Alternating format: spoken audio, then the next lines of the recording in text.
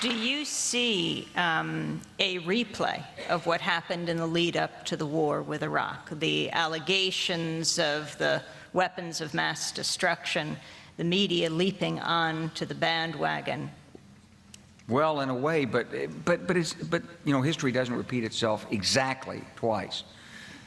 What I did warn about when I testified in front of Congress in 2002, I said, if you want to worry about a state, it shouldn't be Iraq, it should be Iran. But this government, our administration, wanted to worry about Iraq, not Iran.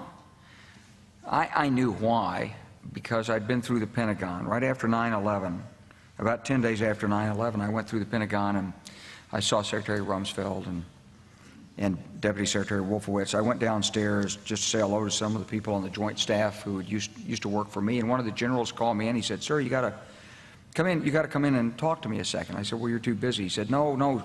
He says, "We've made the decision. We're going to war with Iraq." This was on or about the 20th of September. I said, "We're going to war with Iraq. Why?" He said, "I don't know." He said, "I guess they don't know what else to do." So I said, "Well, did they find some information connecting Saddam to Al-Qaeda?" He said, No. He says, "There's nothing new that way. They just made the decision to go to war with Iraq." He said, "I guess it's like we don't know what to do about terrorists, but we've got a good military and we can take down governments." And he said, "I guess if the only tool you have is a hammer, every problem has to look like a nail." So I came back to see him a few weeks later, and by that time we were bombing in Afghanistan. I said, "Are we still going to war with Iraq?" And he said, "Oh, it's worse than that."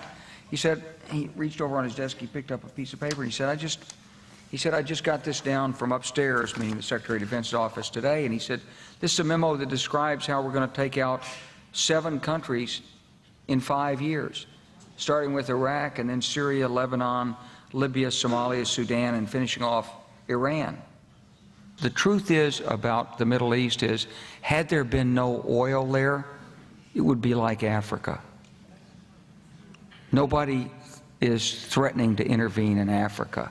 The problem is the opposite. We keep asking for people to intervene and stop it. And there's no question that the presence of petroleum throughout the region has sparked great power involvement. Whether that was the specific motivation for the coup or not, I can't tell you, but there's always been this attitude that somehow we could intervene and use force in the region.